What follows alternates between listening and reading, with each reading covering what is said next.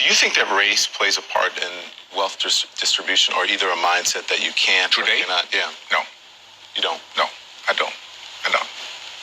You and I, we're proof. Why would race have anything to do with it?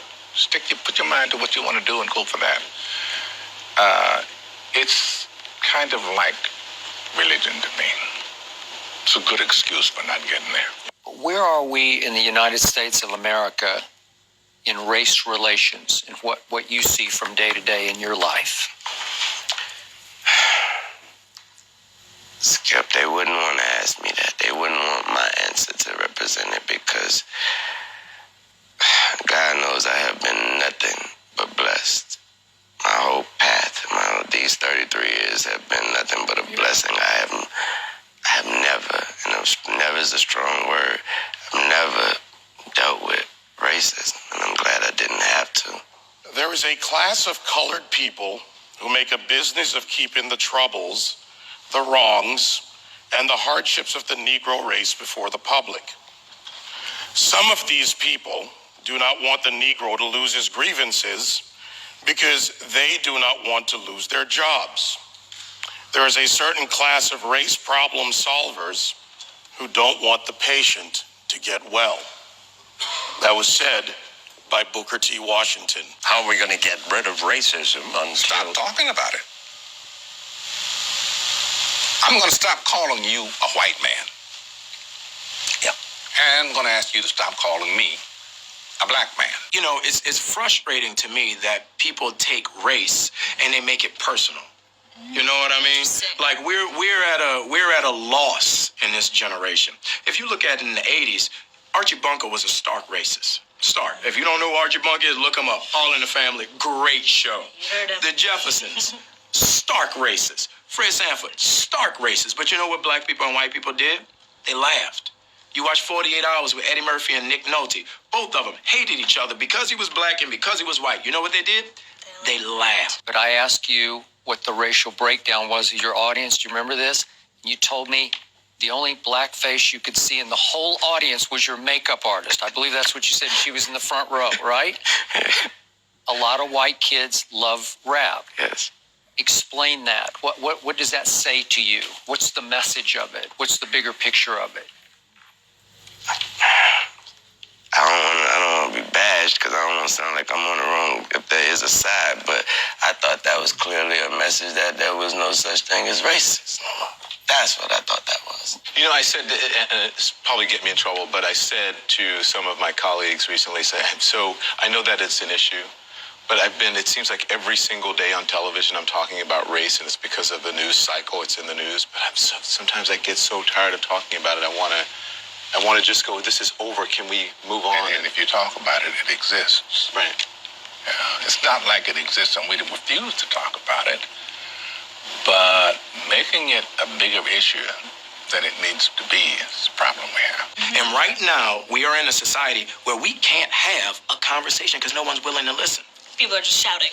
People are just shouting. People are walking down the street, hashtagging everything, but no one's listening. Using wrong examples to present an argument leads us nowhere forward.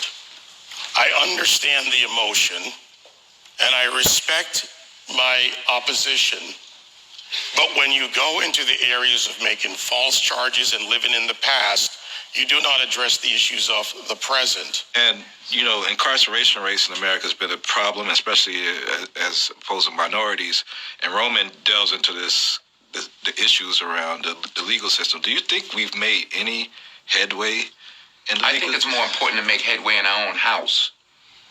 By the time the system comes into play, the damage is done. They're not locking up 7-year-olds. In the 1960s, 80+% of blacks were two-parent homes.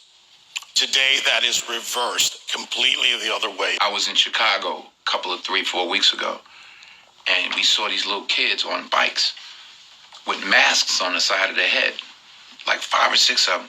And the driver said, yeah, they're little yummies. I said, who? He said, little yummies. Look up, Google Lil Yummy. Lil Yummy was an 11-year-old murderer. Wow. And you look at his picture, you'll see the headshot of him, and he's like this. And he got murdered at 11 by a 14-year-old. Wow. Who's doing life now, and a 16-year-old. It makes no sense. You blame the system? Where was his father? No one wants to talk about perception when it comes to racial profiling.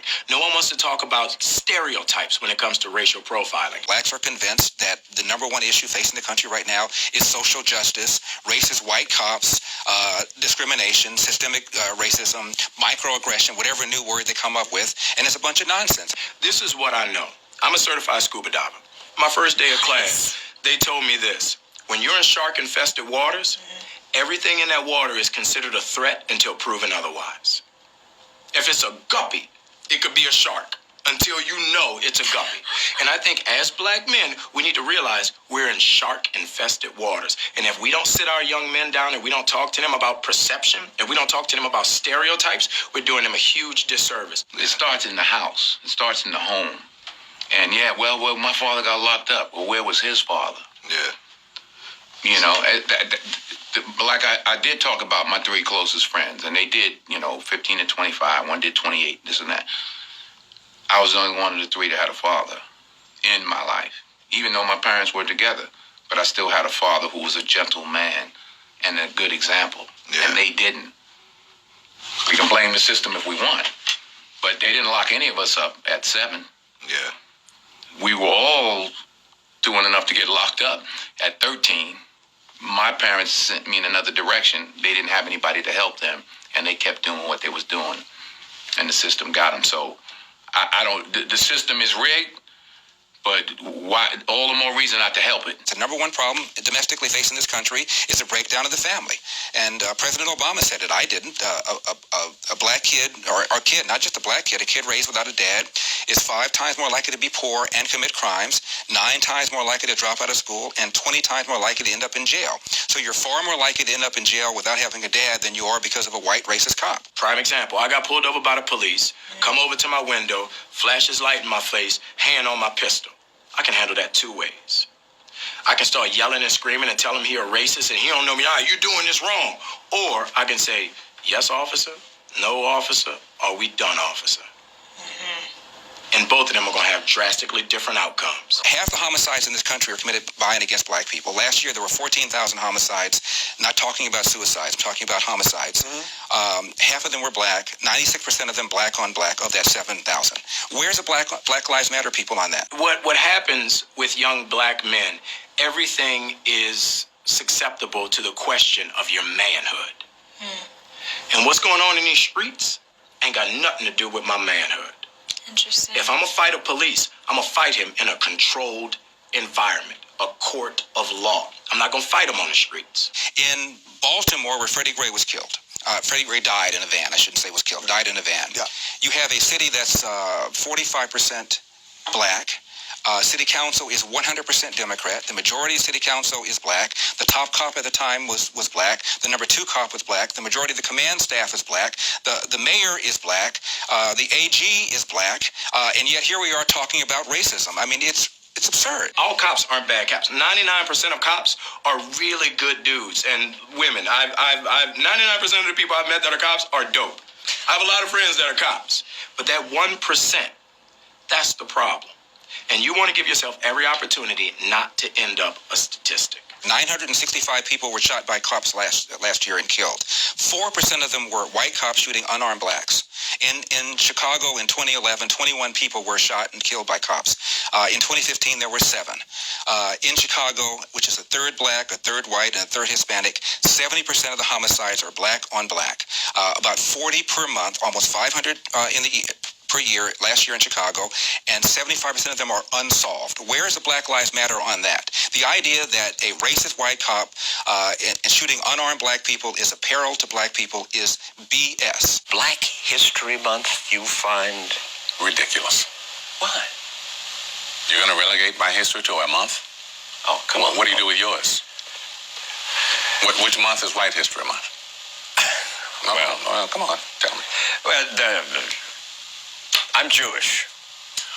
Okay, which month is Jewish History Month? There isn't one. Oh, why not? No. Do you want one? No. I don't either. I don't want a Black History Month. Black history is American history. Abraham Lincoln, as my colleague said, fought a war to preserve the Union.